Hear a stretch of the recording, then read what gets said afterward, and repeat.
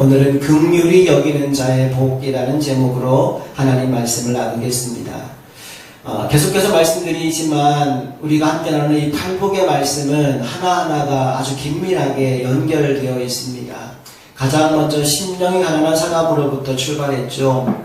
심령이 가난한 사람, 자신의 무능력과 무기력함과 죄인됨을 아는 사람은 애통하는 자리에 가게 됩니다.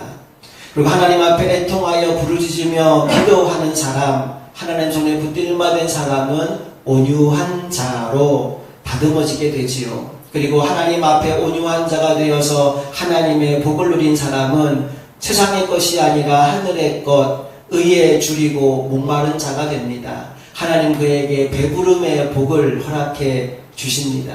그 영적인 배부름을 경험한 사람에게 생기는 변화가 무엇일까요? 그 세계를 알지 못하는 사람들에 대한 긍휼히 여기는 마음, 불쌍히 여기는 마음을 가지게 됩니다. 그래서 오늘 함께 나눌 말씀은 긍휼히 여기는 자가 받을 복에 관한 말씀입니다. 특별히 열왕기하 7장 말씀에 보면 사마리아 성이 아람 군대에 의해 포위되는 이야기가 나와요.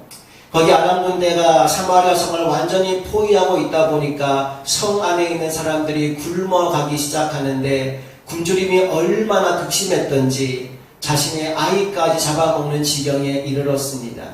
그때 성 밖에 있던 나병 환자 4사람이 이런 생각을 합니다.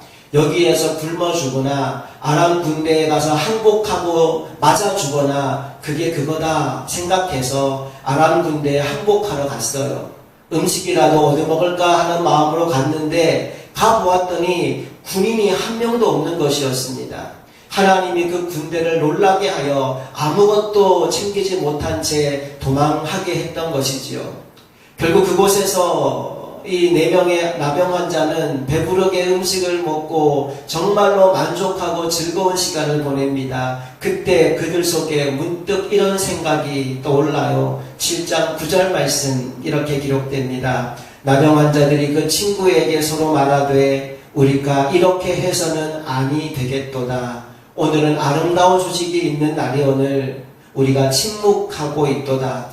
만일 밝은 아침까지 기다리면 벌이 우리에게 미칠지니 이제 떠나 왕궁에 가서 알리자 하고 자신들이 배부름을 경험했을 때 느끼는 느낌, 굶주린 가운데 있는 성 안에 있는 사람들에게 이 사실을 알려야 하지 않겠는가. 바로 이 마음이 긍휼히 여기는 마음이라고 할 수 있습니다. 로마서 8장과 9장에 나오는 바울의 고백도 마찬가지입니다. 사실 8장, 9장 사이에는 이해하기 힘들 만큼의 급변하는 분위기가 나오는데요. 8장 마지막에서 바울이 이런 고백을 합니다. 그러나 이 모든 일에 우리를 사랑하신 이로 말미암아 우리가 넉넉히 이기느니라. 내가 확신하노니 사망이나 생명이나 천사들이나 권세자들이나 현재일이나 장래일이나 능력이나 높음이나 깊음이나 다른 어떤 피조물이라도 우리를 우리 주 그리스도 예수 안에 있는 하나님의 사랑에서 끊을 수 없으리라.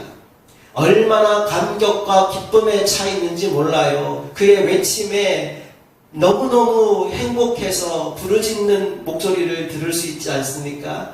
그런데 9장에 넘어가면 갑자기 분위기가 다운됩니다. 1절에 뭐라고 시작하나요? 내가 그리스도 안에서 참말을 하고 거짓말을 아니하노라. 나에게 큰 근심이 있는 것과 마음에 그치지 않는 고통이 있는 것을 내 양심이 성령 안에서 나와 더불어 증언하노니 라고 말합니다.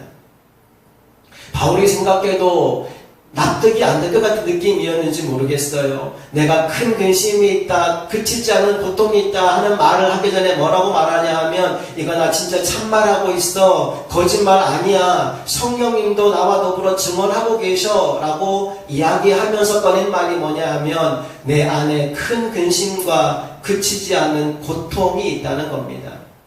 도대체 말할 수 없는 감격 가운데 있던 이가 갑자기 큰 근심과 고통에 빠진 원인, 이유가 뭘까요? 3절에 그 이유가 나옵니다. 이렇게 기록되어 있어요. 나의 형제 곧 고륙의 친척을 위하여 내 자신이 저주를 받아 그리스도에게서 끊어질지라도 원하는 바로라. 바로 바울의 마음 안에 있는 이 근심의 원인이 무엇이냐 하면 나는 하나님을 만나고 감격과 기쁨 가운데 있지만 이 영적인 비밀을 알지 못하는 사람, 영적으로 배고픈 가운데 있는 자들을 향한 긍휼히 여기는 마음이 바울 안에 있었던 것이요. 오늘 우리 예배한 우리 안에도 이런 마음, 긍휼히 여기는 마음이 있게 되기를 주님 이름으로 축복합니다. 자, 그런데요, 성경을 보니까 이 긍휼히 여기는 마음이 누구의 마음이냐? 바로 우리 하나님 아버지의 마음이라고 성경 여러 곳에서 말하고 있습니다. 먼저 시편 145편 8절 말씀을 보면 여호와는 은혜로우시며 긍휼이 많으시며 노하기를 더디하시며 인자함이 크시도다 라고 말하고 있어요. 하나님을 긍휼이 많은 분이라고 소개하고 있죠. 예레미야가 3장 22절에 이렇게 말합니다. 여호와의 인자와 긍휼이 무궁하심으로 우리가 진멸되지 아니함이니이다. 예레미야 선지자는요, 하나님을 긍휼이 무궁하신 분이라고 말했어요. 에베소서에서는 뭐라고 말하냐면 2장 4절 이렇게 말합니다. 긍휼이 풍성하신 하나님이 우리를 사랑하신 그 큰 사랑을 인하여 우리를 구원하셨다라고 말이죠. 네, 하나님은 긍휼하신 분이기 때문에 우리 인간들이 어떤 죄를 지었다 하더라도 아무리 큰 죄인이라 하더라도 그가 뭐만 하면 회개하고 돌아오기만 하면 그를 용서하시고 받아주시는 줄로 믿습니다. 그 약속이 기록된 말씀이 바로 요엘서 2장입니다. 12절 13절 말씀을 읽어드립니다. 여호와의 말씀에 너희는 이제라도 금식하고 울며 애통하고 마음을 다하여 내게로 돌아오라 하셨나니 너희는 옷을 찢지 말고 마음을 찢고 너희 하나님 여호와께로 돌아올지어다. 그는 은혜로우시며 자비로우시며 노하기를 더디하시며 인애가 크시사 뜻을 돌이켜 재앙을 내리지 아니하시나니. 하나님은 긍휼에 풍성하신 분이십니다. 긍휼히 여기는 이 마음이 바로 하나님 아버지의 마음입니다.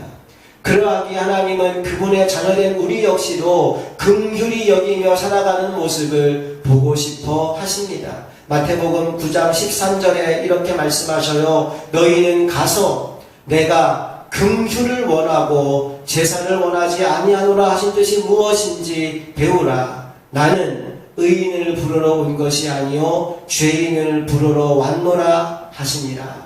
하나님이 긍휼을 원하신다 라고 말씀하고 있어요. 그래서 긍휼히 여기는 사람에게 오늘 무슨 복을 주신다고 했느냐? 긍휼히 여김을 받게 하겠다라고 말씀합니다.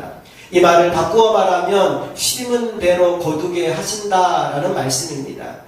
시편 18편 25절 자비로운 자에게는 주의 자비로우심을 나타내시며 완전한 자에게는 주의 완전하심을 보이시며, 여기 자비가 mercy, 우리가 지금 나누고 있는 긍휼과 같은 의미죠.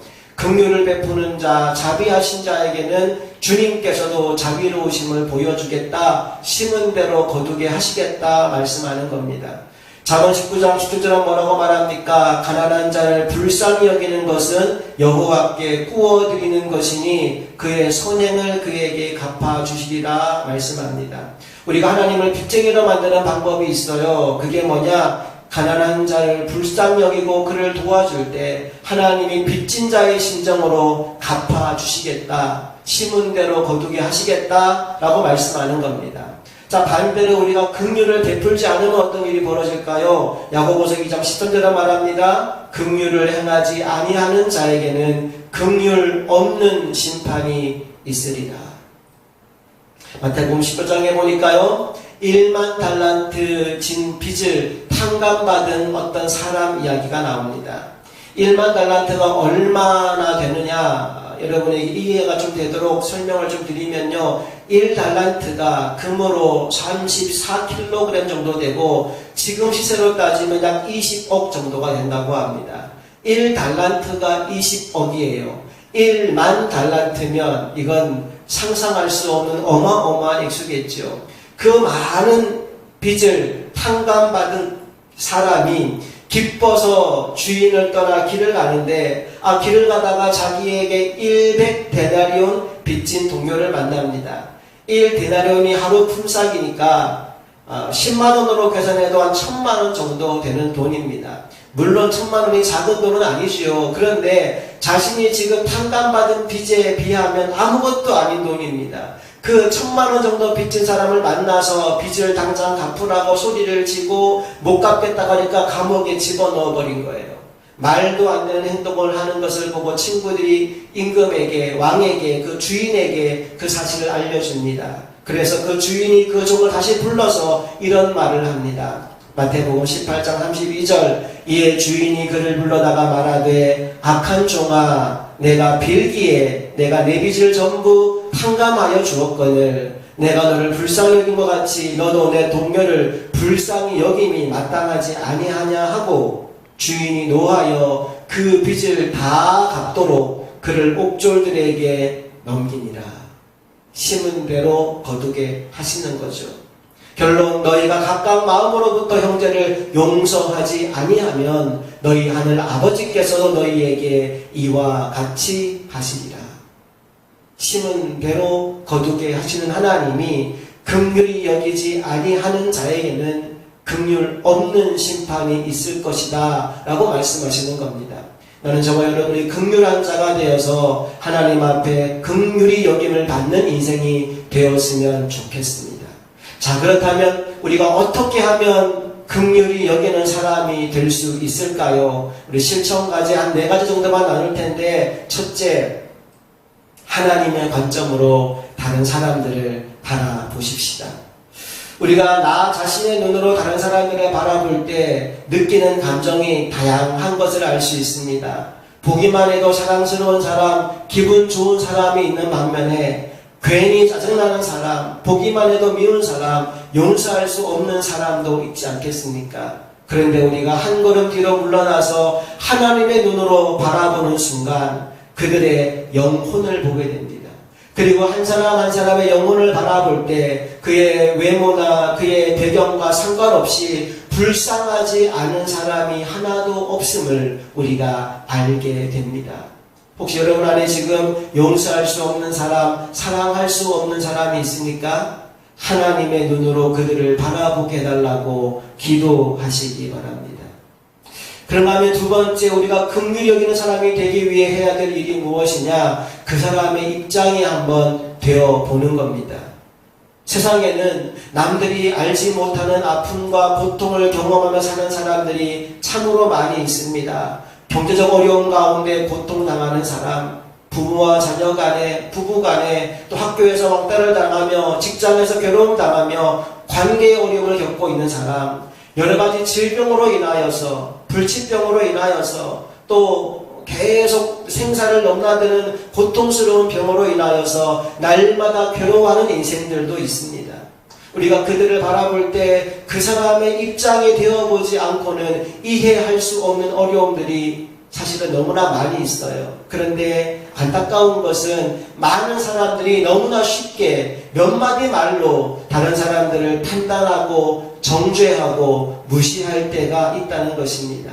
나는 여기 모인 저와 여러분들은 다른 사람들을 쉽게 판단하고 정죄하기보다는 그들의 입장에 서서 그들의 신을 신고 긍휼히 여길 줄 아는 사람들이 다 될 수 있기를 간절히 바랍니다. 과제 세 번째는 내가 긍휼히 여김을 받았음을 기억하자는 것입니다.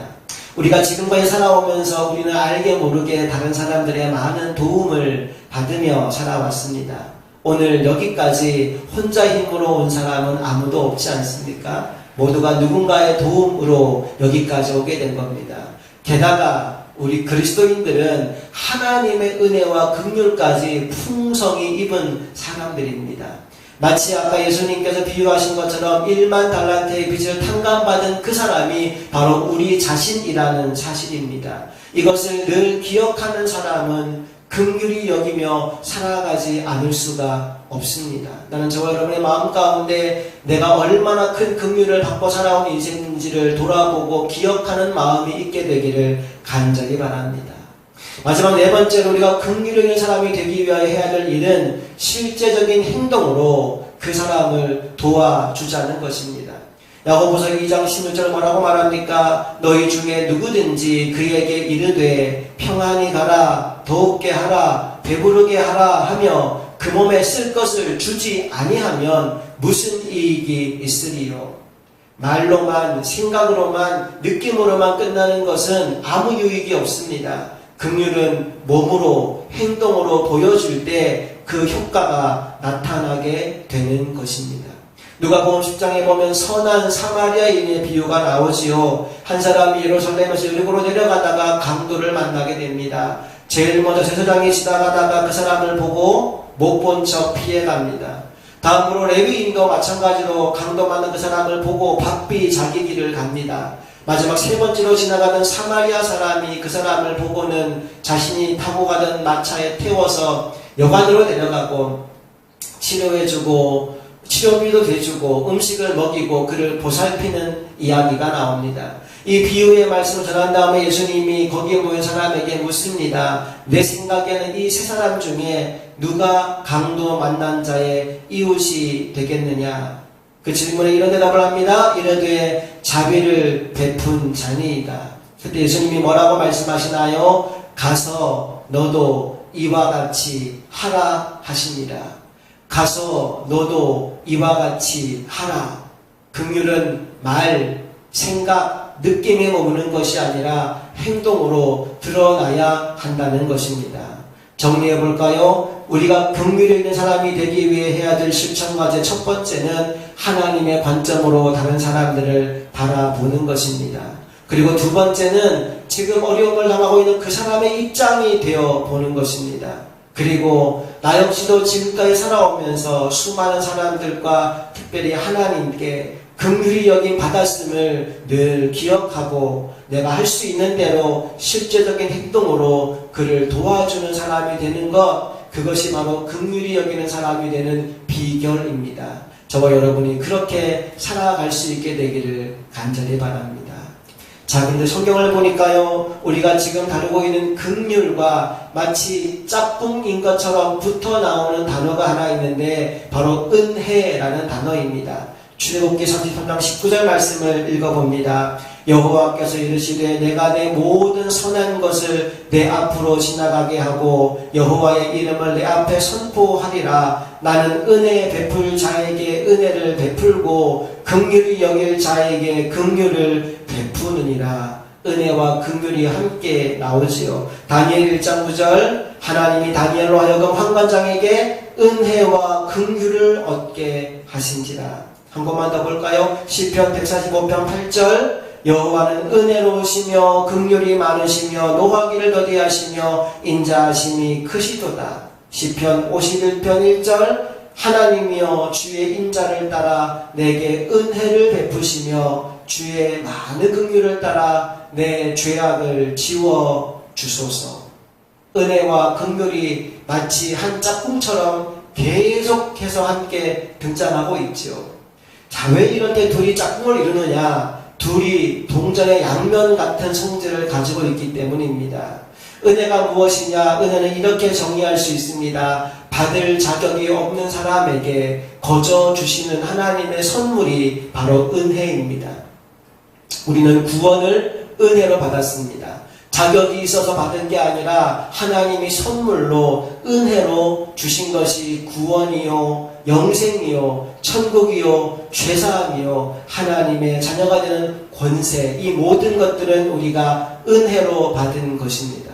자, 그렇다면 긍휼은 뭘까요? 긍휼은 마땅히 받아야 되는 것을 피하게 해주시는 것을 긍휼이라고 말합니다. 우리는 심판받아 마땅한 인생이지만 정죄당하고 사망에 이르고 지옥의 형벌을 받아야 마땅한 인생이지만 긍휼의 풍성한 하나님이 그 모든 것들을 피해 주셨기에, 피하게 해 주셨기에 우리가 구원의 자리에 이르게 된 것입니다.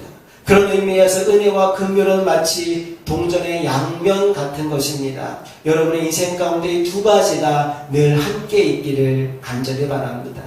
자, 그런가 하면 또 신약 성경에 나와 보니까 은혜와 긍휼 뒤에 또 하나의 단어가 붙는데 바로 평강이라는 단어가 거기에 또 덧붙여지게 됩니다. 디모데전서 1장 2절 믿음 안에서 참 아들된 디모데에게 편지하노니 하나님 아버지와 그리스도 예수 우리 주께로부터 은혜와 긍휼과 평강이 내게 있을지어다.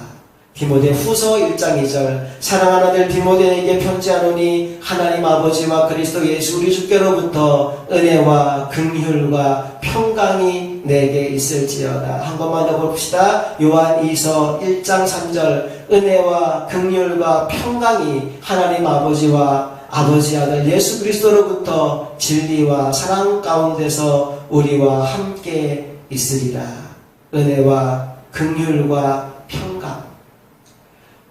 말씀을 보니까 이 세 가지는 이 땅에서부터 오는 게 아닙니다. 하나님 아버지로부터 예수 그리스도로부터 오는 것이죠. 그래서 이 은혜와 긍휼과 평강은 세상이 알 수도 없고 줄 수도 없는 것입니다. 그리고 이 은혜, 긍휼, 평강을 누리고 있는 사람은 이제 더 이상 부러운 것도 없고 부족한 것도 없음을 고백하게 됩니다.